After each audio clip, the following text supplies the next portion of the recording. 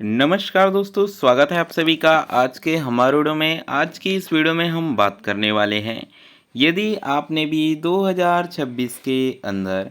CG BSc nursing entrance exam दिया है और आप सभी यहां पर काउंसलिंग का वेट जो है वो बेसब्री से कर रहे हैं। इसी बीच बहुत सारे विद्यार्थियों ने क्या किया है भाई, आपने काउंसलिंग से पहले यहां पर जो है वो किसी ना किसी कॉलेज में सीट बुकिंग उन्होंने जो है वो कर लिया है। यानी कि मान लीजिए आप जो है वो गवर्नमेंट कॉलेज का वेट कर रहे हैं, लेकिन आपको इनसिक्योरिटी है कि शायद मुझे गवर्नमेंट कॉलेज नहीं मिलेगा, इसलिए आपने जो है वो किसी प्राइवेट कॉलेज में, चाहे वो प्राइवेट कॉलेज कोई भी हो सकता है, कोई भी नाम हो सकता है, या फिर जो है वो किसी भी शहर का हो सकता है, आपने जो है यहाँ पर सीट बुकिंग जो है वो कर ली है। तो इस स्थिति में उन्हें स्टूडेंट को क्या लग रहा है कि हमारा जो है वो एडमिशन जो है वो 100% कंफर्म हो चुका है। तो देखिए यहाँ पर इसी बात को लेकर बहुत सारी चीज़ें निकल कर आती हैं कि सर क्या सच में हमारा एडमिशन 100% कंफर्म जो है वो हम मान सकते हैं, या फिर ये केवल जो है वो सीट की प्री बुकिंग है, एडमिशन जो है वो बिल्कुल भी नहीं हुआ है। क्योंकि इसी बात पर हमने कुछ दिनों में देखा कि कुछ स्टूडेंट के बीच विवाद जो है वो चल रहे थे। कोई स्टूडेंट कह रहा है कि हमने जो है वो पहले से एडमिशन जो है वो ले लिया है किसी प्राइवेट कॉलेज में, लेकिन कुछ स्टूडेंट का ये कहना है कि ये आपका एडमिशन नहीं है, केवल सीट बुकिंग है और एडमिशन तभी कंफर्म आपका होगा जब काउंसलिंग में आपका नाम जो है वो निकल कर यहाँ पर आएगा। तो चलिए आज की इस वीडियो में हम यही देखेंगे कि दोनों में से कौन सी बात सही है या फिर दोनों बात ही यहाँ पर गलत है, असल में लीगल प्रोसेस क्या होता है। तो चलिए वीडियो में हम आगे बढ़ते हैं। लेकिन यदि आप हमारे वीडियो में पहली बार आए हो तो सबसे पहले आप चैनल को सब्सक्राइब कर देना, वीडियो लाइक करके बेल आइकन ऑल पर सेट कर देना, ताकि हर ज़रूरी नोटिफिकेशन सीधे तौर पर आप तक पहुंचती रहे और आप कोई भी ज़रूरी जानकारी बिल्कुल भी मिस ना करो। तो अब यहाँ पर देखिए कि स्टूडेंट मेनली दो प्रकार के होते हैं। दो प्रकार के स्टूडेंट कहने का मतलब है, एक स्टूडेंट होता है भाई जो कि क्वालिफाइड स्टूडेंट यहाँ पर होता है, ठीक है, इसे हम जो है वो क्वालिफाइड स्टूडेंट कहेंगे। और एक जो होता है भाई नॉन क्वालिफाइड स्टूडेंट यहाँ पर होता है। अब देखिए कि क्वालिफाइड स्टूडेंट में हम यहाँ पर जाते हैं तो ये भी दो प्रकार के स्टूडेंट जो है वो हो जाते हैं। जैसे कि क्वालिफाइड स्टूडेंट में दो प्रकार की चीज़ें यहाँ पर देखने को मिलती है। कोई स्टूडेंट जो है भाई केवल गवर्नमेंट कॉलेज में एडमिशन लेने की इच्छुक होते हैं, कोई स्टूडेंट होता है भाई जिसे प्राइवेट कॉलेज भी चल जाता है, ठीक है, और कोई स्टूडेंट होते हैं सिर्फ प्राइवेट कॉलेज को टारगेट करके बैठे होते हैं। तो इस प्रकार मुख्यतः दो तीन प्रकार के स्टूडेंट यहाँ पर हो जाते हैं जिसे हम कैटेगरी में बांट सकते हैं। तो अब यहाँ पर जो है वो स्टूडेंट का क्या कहना है अच्छे से जो है वो समझिएगा।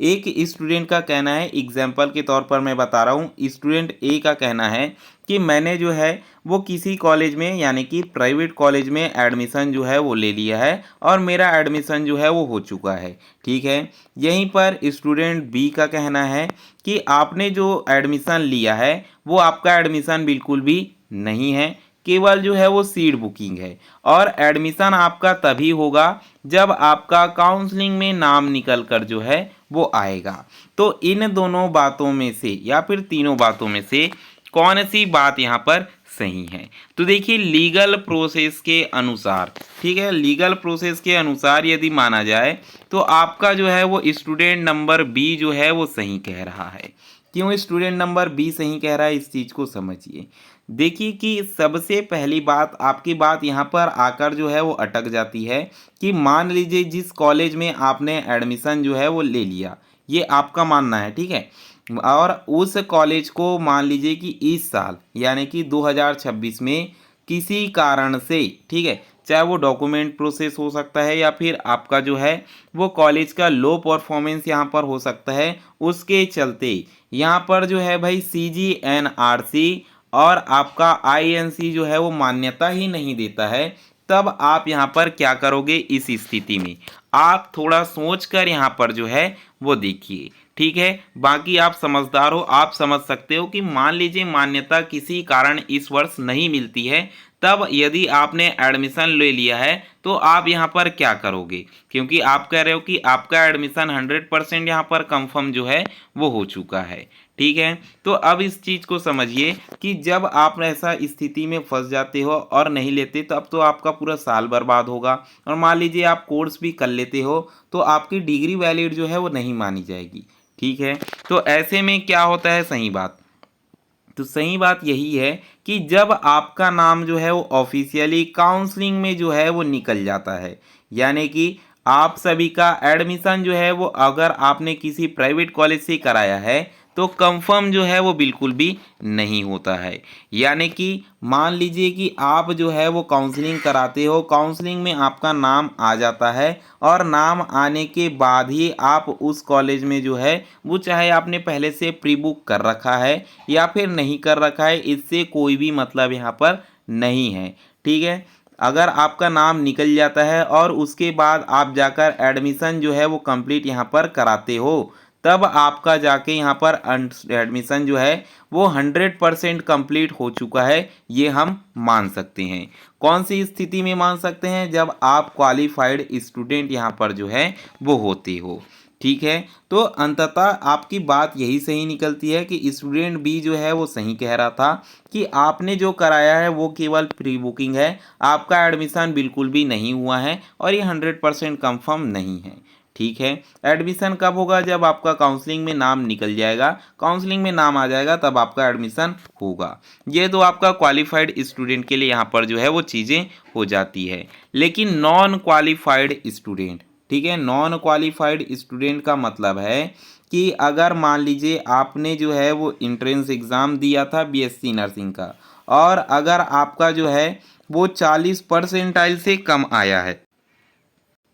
तो आप बेसिकली यहाँ पर जो है वो नॉन क्वालिफाइड स्टूडेंट की कैटेगरी में आते हो। लेकिन आपने भी किसी कॉलेज में सीट बुकिंग जो है वो करा रखा है, चाहे वो कॉलेज कोई भी हो सकता है। ठीक है, और अगर आपका नाम वहाँ पर नहीं आया तब क्या होगा, या फिर नाम आ जाता है तब क्या होगा। ठीक है, तो सबसे पहले यहाँ पर आप एक चीज़ जान लीजिए कि अगर आपका 40 परसेंटाइल से कम है, तो जब आप काउंसलिंग कराने जाओगे तो रजिस्ट्रेशन करोगे, तो सबसे पहली बात आपका रजिस्ट्रेशन ही यहाँ पर जो है वो नहीं होगा। ठीक है, क्यों नहीं होगा, जब आप अपनी सारी डिटेल यहाँ पर मेंशन करोगे, ठीक है, जैसे मेंशन करते हो, तो रजिस्ट्रेशन से पहले जब आप रजिस्ट्रेशन करते हो तो वो सर्वर क्या करता है भाई, व्यापम का डाटा चेक करता है, जो आपका रिजल्ट का डाटा होता है। और अब जो है आप नॉन क्वालिफाइड वहाँ पर पाए जाते हो, तो वो साइट सीधा आपको बता देता है कि आप फ़िलहाल जो है वो काउंसलिंग की कैटेगरी को, या फिर मैं बोलूँ कि क्राइटेरिया को, या फिर इजिबिलिटी को बिल्कुल भी पास नहीं कर रहे हो, इसलिए आपका रजिस्ट्रेशन यहाँ पर नहीं होगा। तो ये बात तो यहाँ पर ख़त्म हो जाती है कि आपने सीट बुकिंग कर ली है और आपका नाम आ गया तो ठीक है, क्योंकि काउंसलिंग ही नहीं करा पाओगे तो आपका नाम यहाँ पर कैसे जो है वो आएगा। तो आखिर आपका प्री बुकिंग का होता क्या है, अब यहाँ पर समझिए कि मान लीजिए कि सभी कॉलेज में काउंसलिंग जो है वो स्टार्ट हो चुका है, काउंसलिंग भी हो चुका है 4 राउंड। 4 राउंड कहने का मतलब है फर्स्ट लिस्ट आ गई, सेकंड लिस्ट आ गई, मॉप अप राउंड हो गया, हिस्ट्री राउंड हो गया, तब भी किसी कॉलेज में आपका जो है यहाँ पर सीट खाली बचा हुआ है, तब की स्थिति में क्या करा जाता है, नॉन क्वालिफाइड वालों को भी एडमिशन का मौका यहाँ पर दिया जाता है। तब उस स्थिति में आप यहाँ पर एडमिशन जो है वो ले सकते हो, अगर ऊपर से यानी कि CGDME खुद यहाँ पर परमिशन जो है वो देता है। ठीक है, तब आपकी प्री बुकिंग वहाँ पर जो है वो जहाँ पर भी है आप जाकर एडमिशन ले सकते हो। काउंसलिंग कराओगे, वहाँ पर का नाम डालोगे, नाम डालोगे तो नाम आएगा, और नाम आएगा तो आप एडमिशन जो है वो ले पाओगे। तो कुछ इस प्रकार के सिचुएशन में ऐसे नतीजे आपको जो है वो देखने को मिलते हैं। आई होप आप सभी को ये जानकारी जो है वो समझ में आया होगा। यदि कोई भी डाउट और बचा है तो सबसे पहले आप चैनल सब्सक्राइब कर लीजिए, वीडियो लाइक करके बेल आइकन ऑल पर सेट कर दीजिए, ताकि हर ज़रूरी नोटिफिकेशन सीधे तौर पर आप तक पहुंचती रहे और आप कोई भी ज़रूरी जानकारी मिस ना करो।